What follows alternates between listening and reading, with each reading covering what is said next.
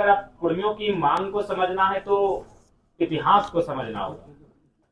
आज अगर सबसे पहली बात है कि आज दुर्भाग्य का विषय है कि कुर्मी और एसटी इसको भर्सिस बना दिया जाता है, जबकि आप सभी जानते हैं कि अगर इस राज्य को अलग करने में पहला अगर दो कौम किसी का नाम आता है तो कुर्मी और एसटी का आता है। निर्मल महतो की वो बोली, उसकी आवाज, उसकी गूंज, उनके शरीर से बहता हुआ खून धरती पर टपकने के बाद वो सुगंध आज तक शांत नहीं हुई है, जिस शख्स के कारण ये झारखंड राज्य अलग हुआ, आजाद हुआ। तो आज ये भ्रम की स्थिति यह बता दी जाती है कि रिजर्वेशन, सबसे पहली बात आपको जानना होगा, मैं आपको एकदम प्रैक्टिकली और लॉजिकली कहता हूँ। 1907 में टाटा की स्थापना होती है, बहुत भारी संख्या में जमीनों का अधिग्रहण होता है। उस जमीन अधिग्रहण में मैक्सिमम जमीनें कुर्मियों की होती है। उसके बाद अंग्रेज जैसे भी थे, अच्छे थे बुरे थे जो कहिए, लेकिन कुछ उनमें था बेहतर गुण। उन्होंने देखा कि अगर ऐसा चलता रहा तो ये गरीब भोले भाले लोग की जमीन लोग लूट लेंगे। फिर वो 1908 में सीएनटी को प्रभावी रूप से लागू कर देते हैं और उसके बाद 1950 तक कुर्मियों की जमीन कोई नहीं लेता है। 1908 में जैसे सीएनटी लागू होता है, 1907 में एकदम बड़ी बेहरमी से टाटा जमीन लेती है, 1908 में सीएनटी लागू होता है, 1950 तक कोई नहीं लेता है। लेकिन फिर यही बात खाने लगती है उद्योगपतियों की कि अगर किसी का जमीन आपको लेना है तो उसको शेड्यूल से हटाना होगा, उसको नॉन शेड्यूल करना होगा, अनशेड्यूल करना होगा, तभी जमीन लेने में सुविधा होगी। और 1950 में शायद दिसंबर का महीना या सितंबर का महीना उन्हें विदाउट नोटिफिकेशन के जैसे ही बाहर किया जाता है, 1951 में लगभग 50 कुर्मी गांव स्थापित कर दिए जाते हैं एक झटके में। नाम होता है सिंदरी, जिसको आज हर्ल के नाम से आप जानते हैं। दौर शुरू हो जाता है, दौर का नाम आप बोकारो पहुंच जाते हैं, उस दौर में आप चांडिल डैम पहुंच जाते हैं, उस दौर में आप कोणार्क डैम पहुंच जाते हैं, उस दौर में आप तमाम कोलियरी पहुंच जाते हैं। और आज भी अगर आप विस्थापन को जानना चाहते हैं तो आप बिना कुर्मी को जाने विस्थापन को नहीं जान सकते। 1907, 1908, 1950 नोटिफिकेशन आउट होना, 1951 से सिंदरी प्लांट से ही तमाम एचईसी के भी अध्ययन कीजिएगा, कुर्मियों की जमीनें बहुत मात्रा में मिलेंगी। यानी एक बहुत बड़ी साजिश थी इनको शेड्यूल से हटाने की। अब देखिए विवाद ये होता है कि ये कौम अगर यहाँ एंट्री करती है तो इससे आदिवासी जो कौम अभी यहाँ है, अच्छा उसके बाद लोग तर्क देते हैं पहले 32 थे अब 36 हो गए, बाकी जो 4 हैं किसी ने अपोज नहीं किया, लेकिन इनको लगता है कि नहीं ये थोड़ा सा आबादी में ज्यादा है। तो मैंने बार बार कहा कि एक रास्ता तैयार कीजिए। भारत एक ऐसा देश है जहां पशु पक्षियों का अधिकार है।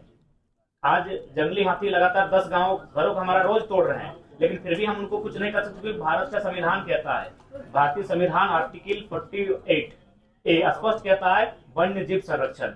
तो जिस देश में जीव जंतुओं को जीने का अधिकार है, अगर ये कुर्मी कौम जो आज धराशायी होने को है, आज जिसने इस झारखंड को बनाने के लिए अपना सर्वस्व दे दिया, आज अगर वो अपनी पहचान मांग रहा है तो एक विकल्प का रास्ता तैयार कीजिए कि विवाद ना हो। इसलिए मैंने जोर दिया कि 2016 से पहले ईडब्ल्यूएस नहीं था, एक नया कॉलम आया, देश ने स्वीकार किया, आप एक नया कॉलम लेकर आए, फार्मिंग ट्राइब, एग्रीकल्चर ट्राइब, कुछ भी नाम दीजिए, और एक नए कॉलम के साथ एक नया सुरक्षा उनको दीजिए, क्योंकि वो कौम खेतीहर है। आज झारखंड में पहली आबादी आदिवासी, दूसरी कुर्मियों की, फिर अल्पसंख्यकों की आती है। क्या आपको एक भी टॉप बिजनेसमैन का नाम है याद कुर्मियों का? थोड़ा सा ह्यूमैनिटी की बात कीजिए, छोड़ दीजिए इस विवाद से, थोड़ा बाहर आते हैं, मानवता के नाते थोड़ा कुर्मियों की बात कर लीजिए। एक भी बिजनेसमैन को आप जानते हैं? रांची के एचईसी कुर्मियों की जमीन में, हिंडाल्को कुर्मियों की जमीन में, घाटो कुर्मियों की जमीन में, तमाम जो केदला, मोरपा, जो मांडू और रामगढ़ का कोलियर, ये सब कुर्मियों की जमीन में क्या एक भी आप टॉप मोस्ट बिजनेस टाइकून को जानते हैं? नहीं जानते, क्योंकि उसका संबंध खेती से रहा है। तो वो अपने खेत को मांग रहा है, उन्हें खेत को दे दीजिए, कोई विवाद नहीं होगा।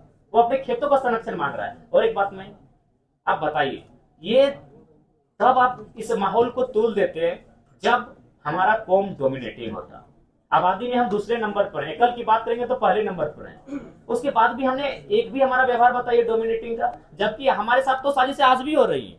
उदाहरण के लिए इंद्रजीत महतो, उदाहरण के लिए जगन्नाथ महतो, इस कोरोना काल में 2 ही नेता डैमेज हुए, दोनों कुर्मियों के बेटे क्यों भैया? क्या कभी मीडिया ने सवाल किया? क्या आपने कभी चिंतन किया? कसम खा के बोल रहे, इसके पीछे भी रीजन यही है कि कुर्मी के बेटे थे। हम तो साजिशों का शिकार आज भी हो रहे हैं। इसलिए आपसे हम पूरे राज्य से भी अनुरोध करेंगे कि ये जो जिस दृष्टि से आज हमें देखा जाता है उस दृष्टि से ना देखें। हम साजिशों का शिकार आज होते हैं। जगन्नाथ बाबू तो नहीं रहे, उनकी आत्मा को शांति मिले, इंद्रजीत बाबू स्वस्थ होकर वापस है, हम ये प्रार्थना करते हैं। और किस पर लगा रहे हैं? बहुत बड़ा ये नहीं, आरोप हम किसी पे नहीं लगा, साजिश है, इसलिए साजिश है। आप उस पर टीम बनाए, टीम गठन करें, साजिशों का पर्दाफाश करें। सुधीर महतो डिप्टी सीएम रहते हैं, रसगुल्ला खाते हैं और मृत्यु को प्राप्त कर जाते हैं। विनोद बिहारी महतो झारखंड के पुरोधा महानायक ट्रेन में बैठकर जाते हैं संसद भवन, उनके शरीर का रंग नीला पड़ जाता है, लेकिन कोई जांच की मांग नहीं उठती है, उनके शरीर का पोस्टमार्टम तक नहीं किया जाता। आज उनका भाई जिंदा, उनका इंटरव्यू ले लीजिए, उनका शरीर का रंग चेंज हुआ था कि नहीं हुआ था। अरे हम आज भी साजिशों के साथ हैं भैया।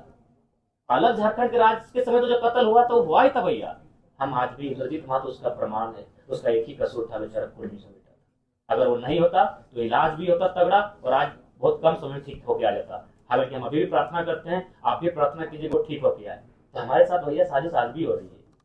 जब भी झारखंड का टॉप लीडर का मर्डर हुआ है तो याद रखिए वो कुर्मी का बेटा होता है। सांसद Sunil Mahto, central president of Jharkhand Mukti Morcha निर्मल महतो, कितने नाम गिनाए। तो इसलिए हम चाहते हैं कि हमारे कौम को लेकर जो दृष्टि बनाई जा रही है, थोड़ा सा उसको पॉजिटिव बनाया जाए। हमारी लड़ाई संरक्षण की है। आप हमारी जमीनों को, हमारी भाषा को संरक्षण कर दीजिए, कोई भी बात नहीं रहेगा। ये नौकरियों की लड़ाई नहीं है। नहीं, सीएनटी के बावजूद अगर आप शेड्यूल से को हटा देते हैं ना तो प्रभाव कम हो जाता है। सीएनटी तो है, आधे छवि रंजन जैसे आईएएस पूरा लूट के चले जाते हैं। सीएनटी के साथ अगर शेड्यूल में होते तो आसानी नहीं होता जमीन अधिग्रहण करने का। जब हम पिपरवार गए थे, वहां के जो पदाधिकारी, उनसे बात हुई कि अब 12 गंजू परिवार का जमीन आता है, 12 को जॉब देना हो, क्योंकि इनका अलग ही कानून है। गंजू थे कि भोक्ता याद नहीं आ रहा है, और जतरा वाले, ताना भगत वाले 12 आते हैं, 12